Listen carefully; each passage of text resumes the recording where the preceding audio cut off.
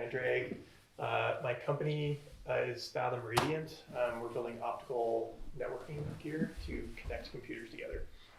And I think a lot about how to build better AI, but also how would you actually run a brain? What kind of hardware would you actually need to run a human scale intelligence? So that's what this is about. Both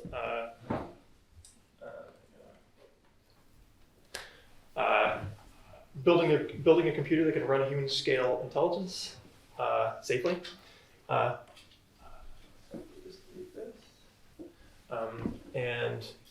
This is good for running artificial neural nets and for emulations.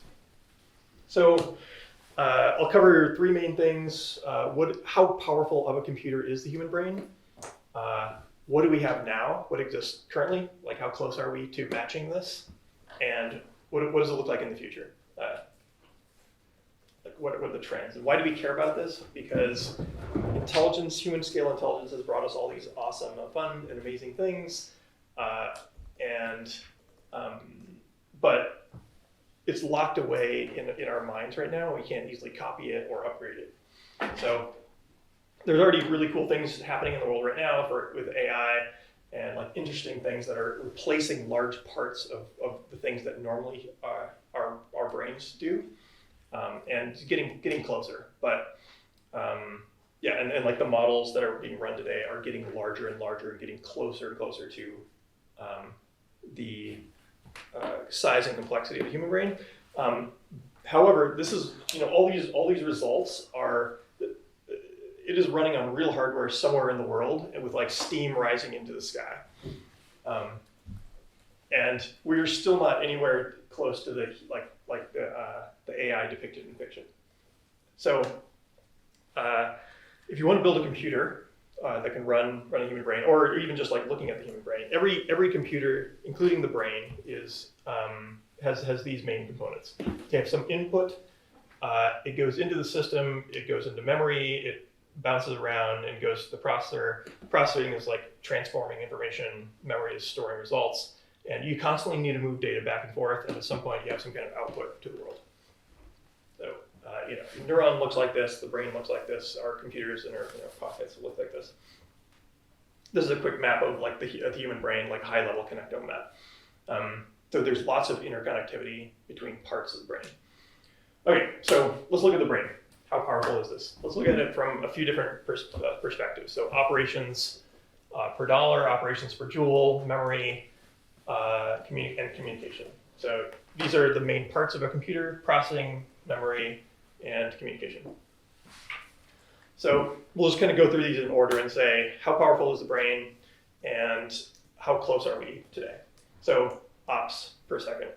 So a quick calculation, 10 to the 11 neurons, so 100 billion neurons, 10,000 synapses per neuron, say 1/10 utilization, maybe operate, and neurons can operate up to 100 hertz, equals something like 10 to the 16 operations per second, or 10 million billion operations per second. Huge caveat here, there are tons of estimates on the power, the number of ops that the brain is actually doing, ranging from 10 to the 12 to 10 to the 20. Actually, this is a clip from the whole brain emulation roadmap, which you were a part of. And you got from like 10 to the 9, 10 to the 12, which I think like Kurzweil also has somewhere around there. Oh no, he's got like 10 to 16. So somewhere between 10 to the 12 to, way to up to like 10 to the 28. 10 to the 28. That's assuming like microtubule computation and like within each neuron and things like that. Here's another estimate from Joseph Carl Smith at OpenPhil, just showing from 10 to the 11 ops per second to 10 to the 23rd, and various people's estimates. So like mechanistic method, functional method, limit method. I won't go into the details of this, but there's an awesome report here, which we should be able to, I don't know if it's like that visible, but we should be able to share the deck after this. It would be great to have an updated version of this. I just want to make a plug for that. Yep. We need to make it. Yes. So I also was mentioning that there's potentially this is happening soon. Yes. This is amazing. Yeah. Okay, so where are we today? So the most powerful supercomputer in the world is Frontier supercomputer at Oak Ridge. Costs $600 million. 10 to the 18 flops. So if we take that middle range estimate that I had earlier, the 10 to the 16, this supercomputer is 100 times more powerful than human brain. Or if you wanted to run a human brain or it would cost roughly $6 million to run a human brain, given those kind of numbers. So it's like within range. Okay, so or you could take NVIDIA is coming out with H100. Each one is 1 petaflop each. They cost roughly 15K each. So 10 of them equals 150K. There's a lot of caveats. Is this connected well enough? This is not 64 bits of precision, but probably the brain, maybe you don't really even need that anyway. And also not nearly enough memory. So lots of caveats with that one too. And then just a list of the top supercomputers in the world. But you can kind of see, so the Frontier is 1 petaflop. The next closest is like half a petaflop. Okay, so that's ops per second. Okay, ops per joule. Where are we in terms of how many ops can you do per how much energy does it take to actually do these ops? So 1 neuron firing is 34 picojoules, roughly 20 watts for the whole brain. And this is how you can do the calculations there. Or say like 3.4 femtojoules per synapse communication. So you can run an old-timey light bulb for that, for 20 watts. But, okay, so how good are we at running transistors in a computer? So it really depends on the wiring length. So if you're only moving data like to a transistor across 1 micron, then okay, yeah, you can do it like pretty cheaply. So like less than human. So I think if your wire length is 10 microns, then you can do it for a femtojoule. But the brain moves data like all the way across the brain, so that's like 10 centimeters. So it's large amounts of energy if you're doing it electronically. And if you take the Frontier supercomputer and say how many ops per or how many joules does it take or watts? 210,000 watts or 210 kilowatts. So this is like 10,000 times more than the human brain for running ops. Okay. Also, yeah, huge estimate, or huge caveats. The brain is like not doing just communications, or it's not just doing ops. It's doing communications and storage and things like that too. So these are all like conflated. Okay, so memory. We'll do like a summary at the end to see where we're at. Okay, so memory storage. If you say each synapse has like 100 bits of information per synapse, which I don't know, maybe it's overestimate, maybe it's under, kind of in the middle, then the brain has something like 10 petabytes of information. That is equal to a bunch of file cabinets, an old-timey file cabinets, just to give you a sense of like how much data that is, or 10 to the 16 bytes of RAM. Currently, today's prices are $3 million. So, that's doable. And again, the whole brain emulation roadmap had some estimates for how much memory the brain is actually storing. So somewhere between 10 to the 9 to 10 to the 28 bits of information. And I'm saying 10 to the 16 somewhere. So it's like, I don't know, somewhere in the middle. Okay. I'm not really going to go into this just for sake of time, but data. Like how much data does a human require to like come up to speed in the world and like to learn about the world? There's I don't know, 20 years of data or something. Okay, so we've just talked about like ops per second, or operations and memory, but in terms of like the number of neurons and like how fast they fire and how fast they communicate, but or how much memory. But a bunch of neurons in a dish like does not equal a human, right? And also, like let's just take a chicken for example. So chickens have 200 million neurons. Humans have 100 billion neurons. So 500 times less than a human.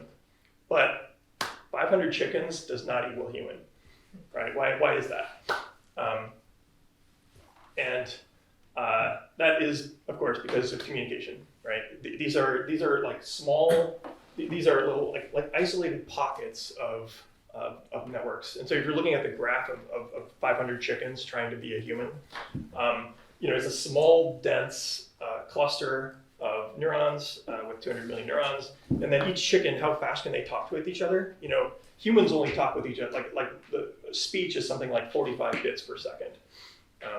And so it's just immensely slow compared to the massive interconnect within each brain. Like as humans, we are like islands, greatly separated from each other compared to like the connectivity that's going on in our brains. So there's a human brain, massive interconnectivity. The brain is made of wires. So here's an electron micrograph of some of the wiring in the brain. The brain also can just it's like robust nanotech. It can just like grow new connections. Computers can't really do that. You have to kind of build them in, and you can't just make new connections later. So it's much less efficient. Okay, so communications for a second. So kind of the same calculation. How many communications are happening within a human brain? So something like 10 to the 16 bits per second are moving around across synapses. How much data is that? That's a lot. So the total IP traffic of on the internet is 10 to the 15 bits per second, right now. So that is 10 times less than what is going on in each of our heads.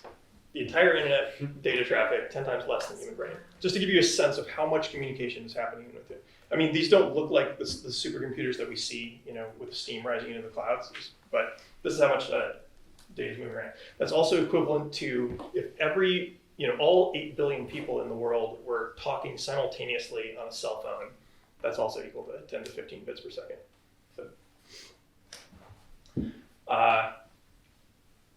So, how hard would it be to replicate that massive connectivity?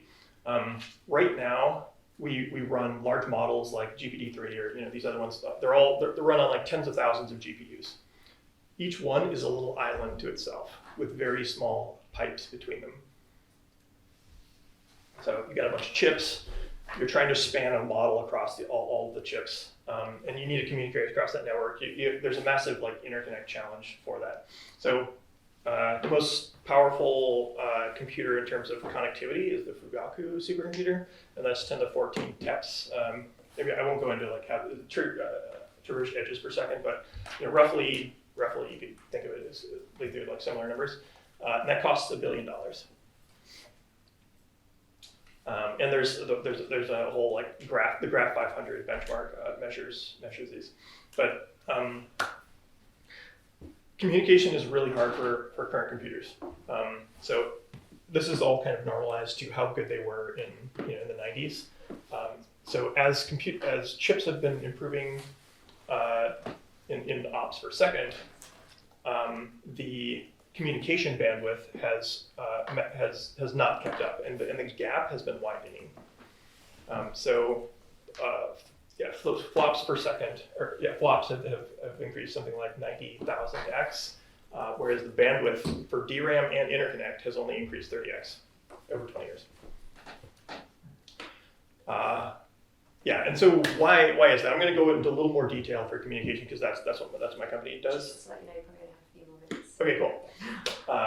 That's bye. You're fine. Cool. Yeah. So conventional computing systems are limited by geometry, where you and this is kind of like a fabrication kind of technique, but silicon is all in a plane, and so you've got heat flow and power delivery. From a plane, and you've got interconnects as in a single layer. What this looks like is that as you increase the size of your chip, you're able to add memory and logic to it. And so if the side of a chip is n in distance, then your compute scales is n squared. However, you can only do communication through the periphery, right? Because everything's in the plane. And so as you're increasing the size of your chip, the communication that you have with the chip only scales as n. And so that means so the square root of compute is equivalent to the interconnects. We'll come back to this later, but if you cut a chip in half, this is what the wiring layer looks like. This is for the Intel's latest kind of chip.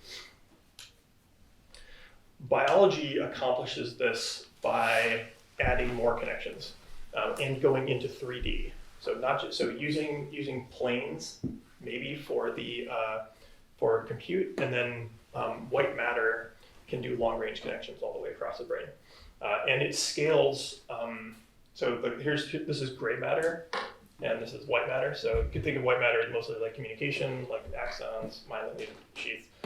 Gray matter is maybe more like compute, and the relationship between gray matter and white matter scales like all across the animal kingdom. I'm just going to kind of go. Biology accomplishes or solves communication by going 3D. There's another way that you could accomplish communication with current computer chips is going into optics. So that's what we do. One way to do that is you have a series of lenses. You can transmit one plane of information through lenses to another plane with a bunch of transformations in between. So people have shown like neural nets operating like that. You can do similar things like using free space optics. I think this is the only slide I will show from Fathom, but you can cover the surface with emitters and detectors and communicate out of the entire plane of a chip and detect from the entire plane of a chip rather than just use the periphery. So as you're increasing logic and memory, you can add more communication channels as well. And then, okay, just to give a quick visual of that, you're like moving data out of plane, and you can go to anywhere else on the chip. That's what we do. And then communications per joule. Maybe I'll just breeze through this, but let's go to the summary actually. So if you're trying to run a human brain for $1 million, how close are we to doing that? Well, ops per dollar is like something like you can kind of accomplish ops for somewhere between like say 500K to 6 million. Ops per joule, we're not that good, but also we can make a lot more energy. We don't have to run computers on apples. And yeah, memory storage from like 3 million. Data, we have lots of data, but maybe not enough. Communication is where we're really lacking right now, though. Anyway, that's what we're working on. So trying to solve that. Okay, so what are the trends? Where's this going? How close are we to getting there? So the green is DRAM memory for and the orange and red are ops per second for supercomputers and personal computers. This pink line is human level for $1 million. So everything's normalized to that. I got Fathom on here too. And then all humans put together is right here. So there's a trend. Here's we're in 2022. And then, okay, so where's it going? I just drew some trend lines by hand. It's like somewhere in the next couple decades, roughly. Yeah, and I also put 1000x on here too, because really you want to train a human. If you're trying to train like an AI, you want to do it on more than just human level hardware. You want to do it on like 1000x human level hardware, because you don't want to wait 20 years or 30 years for it to be like really productive. All right, so what's training? Training. That's for like 1000x for why have 1000x line in there? It's mostly for just training. Yeah. So 1000. If you have 1000x hardware, you can train a system, train like a large model in not 30 years, but in 2 weeks. Okay. So that's 1000. One minute. And huge caveats all the way. It's really hard to measure brains. It's also still really hard to measure computers. It really depends on what algorithm you're running on it. We don't know what the AGI algorithm looks like. That's it. Thanks. Thank you very much. Okay, so we do have a little bit of time for questions, so yes, go for it. In the range of complex problems that we're foreseeing so-called challenges such as climate action through digital twins at the level of planetary systems, what are some of these that you think would warrant a pathway towards that when you align these 5 functions, particularly with the how brain communication or the equivalent can really help deliver better results to simulate complex systems such as, for example, planetary scale systems? I hate to break it to you. Session's over. The meeting is amazing. He should answer his question, please. Yeah, so your question is, what else could we use this computer for? What type of planetary scale problems within global challenges, are fit for this kind of trajectory? Any kind of problem that requires communication. So like I don't know, Bitcoin is like not that useful for running on this. It doesn't require lots of Bitcoin mining doesn't require a lot of communication. Like running large scale neural nets is something that requires it. I mean, I guess simulating physical systems, I think. Weather forecast, for example, very intense weather forecast at a meter resolution over the next 15 minutes. Do we need this? Well, that's another the kind of, well, some would say yes. Some would say yes. Supply chains. You want to run a Monte Carlo over complex economies where you have a lot of agents solving game theory, so you can find the stability. Yeah, climate change, climate adaptation over like a weather forecast time resolution over 15 years, like a very intense for human resettlement program. Yeah.